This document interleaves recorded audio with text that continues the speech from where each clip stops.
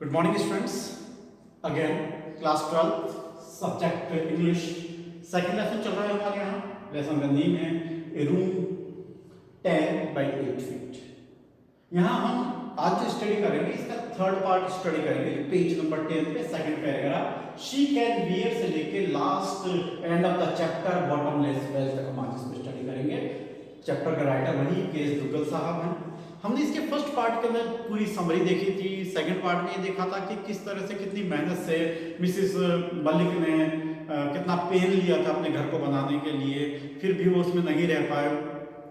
और साथ ही अब उनके हस्बैंड की डेथ हो चुकी है, डॉटर है उसकी शादी हो चुकी है, सन की भी शादी हो चुकी है और अब उनको पोजीशन मिला है यानी अपने घर का अधिकार मिला है. अब उस घर के अंदर ये गवर्नमेंट ने घर खाली कर दिया है, तब ये शिफ्ट होने वाले हैं. तो ये उस शिफ्ट होने के लिए उस घर से अपने पुराने घर से रेंटेड हाउस से अपने ओन हाउस में जा रहे हैं. और हमने देखा था कि किस तरह से मिसेस मलिक की याद कर रही कि कैसे वो धूप में खड़ी रहती थी. और फिर वहां पे बार बार एक फिगर की बात की, एक सिंबोलाइज फिगर बन गया हमारे इस चैप्टर में. एक मरून साड़ी वाली लेडी जो कि आर्किटेक्ट ने कितने सालों पहले पेंट की थी. मिसेस मलिक ये मानती थी कि ये शायद मैं हूँ, लेकिन बात ये थी कि वो कभी मरून कलर पसंद नहीं करती थी. अब हम उससे आगे पढ़ेंगे चैप्टर नंबर सेकंड को पेज नंबर 10 पार्ट थर्ड में. इस आगे जो इसकी स्टोरी वो इस तरह से कोई खास स्टोरी बची नहीं है. बस ये है कि वो लोग अभी भी वो अपने विचारों में खोई हुई है. फिर वो घर पहुंचते हैं, अपने ऑन हाउस में एंटर करते हैं. वहाँ उनकी जो पुत्र वधू यानी उनकी जो डॉटर इन लॉ है वो वैसे ही मार्बल पिलर पर खड़ी होती है, बरसों पहले जैसे उस आर्किटेक्ट ने बनाया था वही मरून साड़ी उसने पहनी होती है. और फिर बाद में वो घर के अंदर एंटर करते हैं. मिसेस मलिक कहती है कि मुझे अच्छा नहीं लग रहा, मुझे भूख नहीं है. तो उनकी बहू कहती है कि ठीक है. डॉक्टर इन लोग कहती है कि आपको आपका रूम में छोड़ देते हैं. और इतना कह के वो रूम 10 by 8 जो कि मिसेस मलिक ने अपनी सास यानी मदर इन लॉ के लिए बनवाया था, आज इतने साल बाद मिसेस मलिक जो कि अब खुद एक सास बन चुकी हैं और उनकी बहू ने उनको वहां पर शिफ्ट कर दिया है. तो वही चीज जैसा बोलोगे वैसा कर लोगे. तो यही हमारी स्टोरी है. अब हम बुक्स में स्टडी करेंगे पार्ट थर्ड जिसे हमने नाम दिया है. हम यहाँ से इसको पढ़ेंगे. She can wear maroon surely. Definitely मेरी बहू जो है वो मरून कलर की साड़ी पहन सकती है. Said Mrs Malik to herself. उसने अपने आप से बात कही. I wish she could also work as hard as I did. देखिए फैशन साड़ी पहनती कोई बात नहीं, लेकिन इसको मेहनत भी उतनी करनी चाहिए जितनी मेहनत की थी. घर के लिए कितनी मेहनत की थी हमने पढ़ा था. I had every brick of the house laid before my eyes. मैंने इस घर की एक एक ईंट मेरी आंखों के सामने रखते हुए देखी है. इन सन एंड रेन, धूप हो या बारिश हो, मैं खड़ी रहती थी. I stood on the site and supervising the construction from early in the morning till late in the night. सुबह से शाम तक मैं उसी साइट पे खड़ी रहती थी मकान बनने वक्त. Many a time I help the mason with mortar and bricks. कई बार तो ऐसा हुआ कि मैंने चूने और ईंटें पकड़ाने में भी जो है उन कारीगरों की मदद की. Many times I hold the rubber pipe and spread the water on the plastered wall. और अक्सर करके ऐसा हुआ कि ये तो मैंने कितनी बार किया, जब दीवारों पे प्लास्टर हो गया तो मैं उसकी तराई कहते हैं अपने यहाँ पे कि दीवार की तराई करना, ये तो मैंने किया. आप लोग के भी यहाँ भी अगर काम चलता है, मकान बनता है, तो ज़्यादातर तराई करने का काम बच्चों को ही मिल जाता है. आपने भी किया होगा अपने घरों पे. Next paragraph. Then they reach the house. उसके बाद वो घर पहुंच गए. His son drove the car straight to the porch. और सीधे पोर्च के अंदर ही गाड़ी खड़ी कर दी, घर के अंदर ही. And her daughter in law jumped out of it and there she stood reclining against the marble pillar. ध्यान दीजिए यहाँ पर. देखिए बहू कितनी एक्साइटेड है. वो गाड़ी जैसे रुकी, बहुत कूद के बाहर गाड़ी से आ गई और पिलर के बाहर वैसे ही खड़ी हो गई जैसे बरसों पहले आर्किटेक्ट ने बनाया था ऑन द वरेंडा में. Exactly the way the architect had painted the figure in the sketch. जैसे इस स्केच के अंदर उस आर्किटेक्ट ने बनाया था. मिसिस मलिक फेल्ट टेरेंस्ड इन हर हार्ट. अब मिसिस मलिक दिल से बेचैन हो गई. May be the architect had mocked at her. ऐसा तो नहीं है कि इतने सालों पहले उस आर्किटेक्ट ने मेरा मजाक बनाया हो, मेरा व्यंग किया हो. Standing on the verandah. वो वरेंडा में खड़ी है, बहू खड़ी है. Close to the pillar. Pillar के पास में है. Trying to cover her elaborated hairdo with the maroon coloured sari. और हेयर डू का मतलब होता है, पुराने पिक्चर में आपने देखा होगा हीरोइन बहुत ऊंचे ऊंचे बाल बना लेती थी, उसे हेयर डू जैसे जूड़े टाइप में, उसमें अपना सिर ढक लिया है। Her daughter in law was giving instruction to the servants about the luggage in the taxi following the car, और साथ में जो नौकर वगैरह थे उनको निर्देश दे रही थी कि गाड़ी में से जो पीछे जो टैक्सी थी उसमें से सामान उतार के घर में रखे। The luggage had been moved from the taxi, और इस तरह से घर के अंदर सामान टैक्सी से निकाल के रख दिया गया। The taxi driver drove away after having been paid, और जब उस ड्राइवर को पेमेंट कर दिया तो नेचुरली वो वहाँ से चला गया। Mrs Malik was still sitting on the back seat of the their car. अब मिसिस मलिक तो देखिए गाड़ी से उतर ही नहीं पाई है, वो तो बिल्कुल अपने ख्यालों में गाड़ी में ही बैठी हुई है। She had a strange shrinking sensation, और अब उसे बहुत बेचैनी सी हो रही है, बहुत अच्छा नहीं लग रहा उसे। देन हर अब अच्छा क्यों नहीं लग रहा है, इस पर भी हम कोई बात पे विचार कर सकते हैं। ये तो एक रीज़न हो सकता है कि वो चाहती थी कि मैं इस घर में अपने हस्बैंड के साथ शिफ्ट हो, वो नहीं है, उनके हस्बैंड नहीं है अब साथ में। दूसरी चीज़ वो अपनी मदर इन लॉ के बारे में हो सकता है उसे अब गिल्टी फील हो रही हो। Next paragraph, then her son and daughter in law enter the house, और उसके बेटा और बहू जो है घर के अंदर घुस गए, एंटर कर गए। They put on the lights one by one, और जैसे घर में गए क्योंकि स्विच पता है तो उन सारे स्विच ऑन कर दिया, सारी लाइट ऑन कर दी। Every room was lit up, और हर एक कमरा लाइट से भर गया। Mrs Malik looked up wide eyed, Mrs Malik आंखें फाड़ फाड़ के देख रही थी। Still sitting in the back seat of her car, देखिए अभी भी कार से बाहर नहीं है, ये बेचारी कार में बैठी है। बेटा बहू अपने में मस्त हो गए, उनको मकान के अंदर इतने बिजी हो गए कि अपनी माँ पे ही ध्यान नहीं दिया। In the excitement nobody seem to have remember to open the door for her the way it was done, और माँ थी, हर स्थिति से सम्मानित थी, तो उसको गाड़ी से बड़े सम्मान सहित बड़े ऑनर से उतारना था, लेकिन किसी ने इस बात का याद ही नहीं रखी। Suddenly her son thought of his mother, अचानक उसके बेटे को अपनी माँ की ध्यान आई। He run to porch and open the door of the car, और दौड़ के आया और उसने अपनी माँ के लिए कार का दरवाज़ा खोला। A drive in the evening always make me go to sleep, जब भी शाम को मैं गाड़ी में बैठ के कोई यात्रा करती हूँ मुझे नींद आने लगती है। The mother spoke in a whisper, बहुत धीरे धीरे फुसफुसा के माँ ने कहा। Her daughter in law had also come out, और अब उसकी पुत्र वधू भी बाहर आ गई थी। एवरीवन वॉज लाफिंग, और सब खुश थे इसलिए हंस रहे थे। Mrs Malik's daughter in law was standing against the marble pillar on the veranda again, देखिए दोबारा से मिसिस मलिक की बहू जो है वैसे ही उस पिलर पे खड़ी हो गई। ये सिंबॉलिक फिगर है, आप थोड़ा इस पे ध्यान दीजिए, हमारी बुक में इस पे बहुत डिटेल से लिखा है। She was trying to cover her hairdo with the maroon colour sari, और फिर वापस से वही वो अपने पल्लू से अपने ऊंचे से जूड़े को ढकने की कोशिश कर रही थी। I am not going to eat, I have no appetite, said Mrs Malik. Mrs Malik ने कहा कि मुझे भूख नहीं लग रही है, इसलिए मैं कुछ नहीं खाऊंगी। I would like to sleep, मैं सोना चाहती हूँ। The servant had laid dinner on the table, तब तक नौकरों ने टेबल पे खाना लगा दिया था। Then you better retire to your room, said the daughter in law pointing to the room 10/8, और अब उसकी बहू ने कहा कि ठीक है मदर, सासू माँ आप जाके सो जाइए, आप अपने कमरे में सो जाइए, और उसने 10/8 के कमरे की तरफ इशारा किया। Her son conducted Mrs Malik to it, और अब मिसिस मलिक को उसका बेटा हाथ पकड़ के अब उस कमरे में छोड़ने जा रहा है। Holding her hand, she was feeling terribly drowsy, उसे बहुत बुरी तरह से नींद आ रही थी। नींद से ज़्यादा मुझे लग रहा है उसको ग्लानि फील हो रही, गिल्टी फील हो रही होगी। Mrs Malik shook her head again, Mrs Malik ने अपना सिर को थोड़ा सा हिलाया। But what was wrong with it, और अब उस ये बात समझ रही है कि इसमें गलती क्या है। जब मैं मेरी सास को रख सकती हूँ इस स्टोर रूम जैसे कमरे में 10/8 में, तो मेरी बहू ने मुझे रख दिया, बस बात क्या है, इसमें कौन सा गलत किया। Her husband had already gone, अब उसके पति तो इसके साथ रहते नहीं हैं। शी वुड फॉलो हिम, और एक दिन ऐसा होगा कि उसकी भी डेथ हो जाएगी।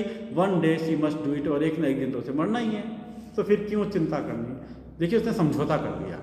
आई thought it could be my mother-in-law's room, and after her it might be converted into a store. These words re-echoed in Mrs. Malik's ear. देखिए ये लाइन वही है जो उसने आर्किटेक्ट को कही थी अपनी सास के लिए, और वही बात शब्द उसके कानों में गूंज रहे हैं कि ये मेरी सास का कमरा होगा, और जब वो मर जाएगी तो हम इसे स्टोर रूम बना देंगे। And then she heard her daughter in law's comment, और अब तभी उसने डॉटर इन लॉ की बात को सुना जो उसने कही।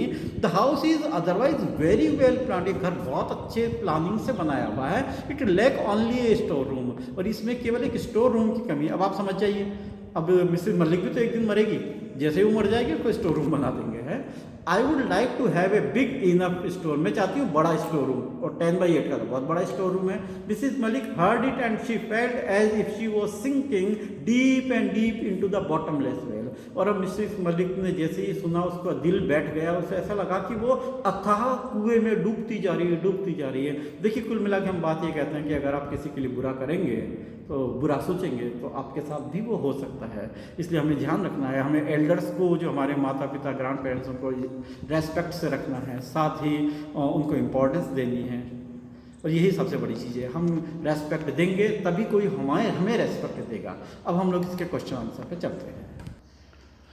नाउ स्टूडेंट्स, अब हम लोग क्वेश्चन आंसर करेंगे। आई थिंक आपको ये बात अच्छे से याद होगी कि मैं इसका एक PDF भी भेजूंगा क्वेश्चन आंसर का। ठीक है, अभी हम थोड़ा डिस्कस करते हैं। स्टेटमेंट यहाँ पर सेक्शन A है, यहाँ पर हमें ट्रू और फॉल्स लिखना है स्टेटमेंट में। ये आप खुद कीजिएगा, देखें कितना आपको समझ में आता है। क्वेश्चन स्टार्ट है पार्ट B, ये हम थोड़ा सा डिस्कस करते हैं। Who were engage in discussion of the draft plan of the new house.